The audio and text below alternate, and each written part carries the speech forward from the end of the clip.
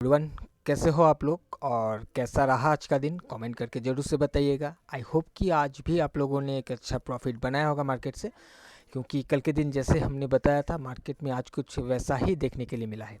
सो देख लेंगे आज के मार्केट को, आज के सेशन को, एंड साथ ही हम कल के लिए भी प्लानिंग करेंगे कि कल क्या हो सकता है मार्केट में, या फिर क्या प्लानिंग है मेरा कल के दिन के लिए। और उससे पहले मैं बता दूँ मेरे ट्रेड के बारे में। मेरा जो ट्रेड है आज वो 23,750 के पुट पर था, जो कि मेरा यहाँ पर ट्रिगर नहीं हुआ। आप यहाँ पर देख सकते हो मेरा ऑर्डर यहाँ पर ऑलरेडी पड़ा हुआ है, लेकिन ट्रिगर नहीं हुआ, प्राइस वहीं से ऊपर चला गया। और यहाँ पर देखिए मेरा ये जो ऑर्डर है ये 95% ऑफ द केस में ट्रिगर हो जाना चाहिए था, बट हुआ नहीं अनफॉर्चुनेटली। अब मैं क्यों बता रहा हूँ ऐसा कि ट्रिगर हो जाना चाहिए, क्योंकि देखिए जब मैंने ऑर्डर को प्लेस किया, यहाँ पर ये जो चार्ट है ये 3 मिनट का चार्ट है। यहाँ पर आप देख सकते हो 3 मिनट का चार्ट लगा हुआ है यहाँ पर। बट मैंने जब ऑर्डर प्लेस किया तो मुझे चाहिए था इस रेड कैंडल के ऊपर एक क्लोजिंग, राइट। और इस साइड में भी अगर देखोगे तो इंडेक्स का जो चार्ट है इंपॉर्टेंट लेवल से प्राइस रिजेक्ट कर रहा था, तो मैं ये वेट कर रहा था इस रेड कैंडल के ऊपर क्लोजिंग। बट मैं 3 मिनट का क्लोजिंग का वेट नहीं किया, मैंने 1 मिनट का जब क्लोज हुआ इसके ऊपर तब जाकर मैंने तुरंत यहाँ पर ऑर्डर लगा दिया था, क्योंकि जो सिचुएशन था इसको देखकर मुझे समझ में आ गया था कि प्राइस में एकदम से मूव आ जाएगा, जिस वजह से मैंने 3 मिनट कैंडल क्लोजिंग का वेट नहीं किया।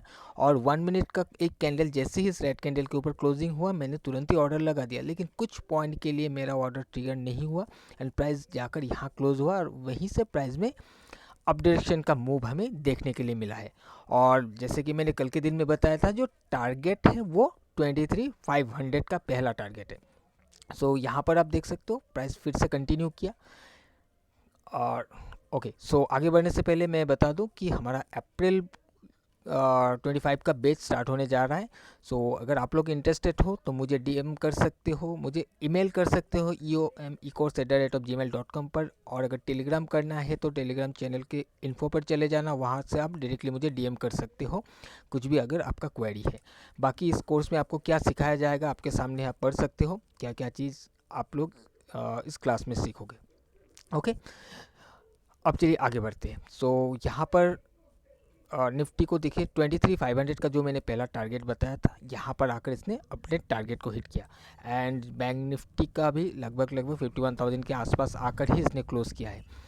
यहाँ पर देखिए 23,500 इस जगह पर हिट किया, और तब जो प्रीमियम था प्रीमियम यहाँ पर जाकर हिट किया। अगर हमें इस जगह पर ट्रेड मिल जाता तो 100 पॉइंट इजीली यहाँ पर कैप्चर हो जाता, क्योंकि टारगेट हमारा 23,500 का था।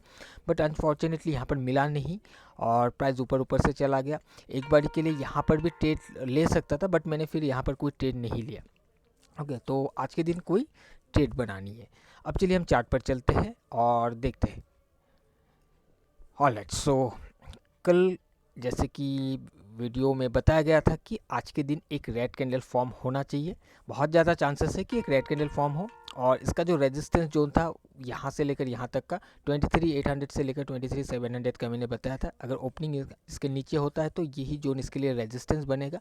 और आप देख सकते हो प्राइस का ओपनिंग नीचे होने के बाद इसको रेजिस्टेंस बनाकर ब्रेक इनसाइड हुआ, एंड ब्रेक इनसाइड लेवल को रिटेस्ट करते हुए प्राइस में हमें डाउन साइड का मूव देखने के लिए मिला। सो जब ये रिटेस्ट हुआ था तभी हमने यहाँ से एक ट्रेड को बनाने की कोशिश किया था, बट मिला नहीं। एनीवेज, अब मिला नहीं, कुछ नहीं कर सकते। बट जो हाइपोथेसिस था उस हिसाब से मार्केट में हमें मूव देखने के लिए मिला, और मैं होप करता हूँ कि आप लोगों ने आज के दिन मार्केट में ट्रेड करते हुए कुछ ना कुछ पैसा बनाया होगा। अब चलिए अगर हम कल के लिए प्लानिंग करें तो आज का जो क्लोजिंग है वो 23,500 के नीचे क्लोज किया हुआ है। लोअर लो लोअर हाई का कैंडल बना हुआ है स्ट्रक्चरली, बट अब मैं यहाँ से कंटिन्यूएशन का एकदम से एक्सपेक्ट नहीं कर रहा हूँ। नो डाउट अगर मुझे शॉर्ट भी करना है, अगर मैं ये सोच के चल रहा हूँ कि मुझे शॉर्ट करना है तो मुझे हायर लेवल पर चाहिए, यानी कि प्राइस ऊपर जाएगा, ऊपर जाकर अगर रेजिस्टेंस लेता है तो फिर वहाँ से मैं शॉर्ट करने की कोशिश कर सकता हूँ।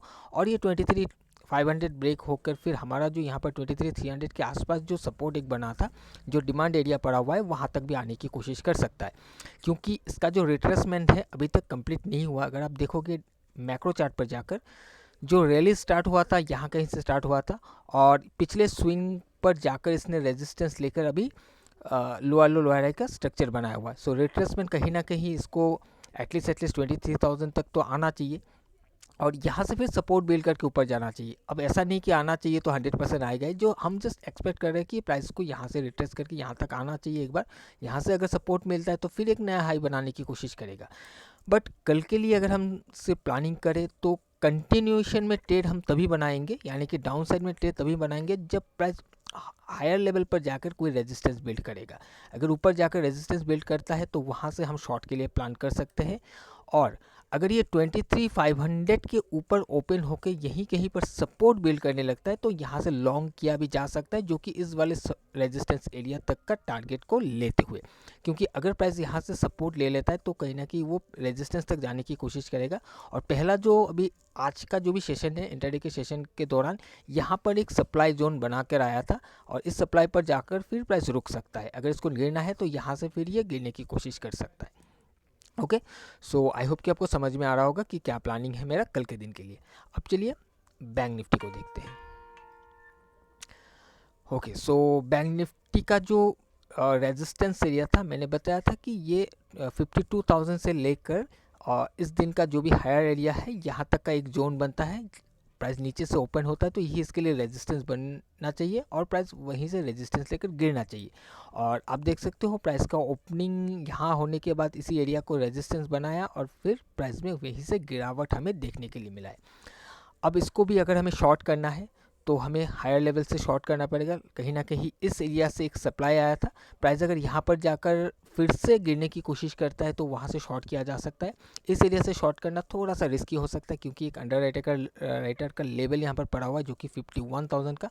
अगर प्राइस इसको हिट करके सपोर्ट बिल्ड कर लेता है और यहाँ से फिर हायर हाई का फॉर्मेशन बनाना स्टार्ट करता है तो फिर यहाँ से हम लॉन्ग के लिए जा सकते हैं, जो कि पहला जो एरिया बन के आ रहा है कुछ यहाँ तक का, जहाँ पर जाकर वो सबसे पहले रेजिस्टेंस लेने की कोशिश करेगा। अगर ये ब्रेक होता है तो फिर हो सकता है फिर से ये 52,000 के आसपास या फिर ये जो भी लोअर लेवल था 51,700 या 800 के आसपास भी ये जाने की कोशिश कर सकता है, क्योंकि इस एरिया से एक बेस बनाकर गिरा था। अगर ये ब्रेक होता है तो कहीं ना कहीं यहाँ तक इसको लेके चला जाएगा। फिर वो गिरे या रुके वो अलग बात है, बट कल का जो प्लानिंग है सिंपल है कि हायर लेवल पर अगर रेजिस्टेंस लेता है तो हम लॉन्ग शॉर्ट के लिए जा सकते हैं और लोअर लेवल पर हम शॉर्ट नहीं करेंगे, थोड़ा रिस्की हो सकता है। सपोर्ट बिल्ड होता है तो हम लॉन्ग जा सकते हैं ऊपर का रेजिस्टेंस तक का टारगेट लेते हुए। ओके, सो आई होप कि आपको समझ में आया होगा कि क्या प्लान है मेरा निफ्टी एंड बैंक निफ्टी में। कोई भी कन्फ्यूजन है तो मुझे कमेंट करके ज़रूर से बताइएगा, मैं कोशिश करूँगा आपको आपके सवाल का जवाब देने के लिए। सो आज के लिए इतना ही, हम मिलेंगे किसी और एक नए वीडियो में। Till then bye bye.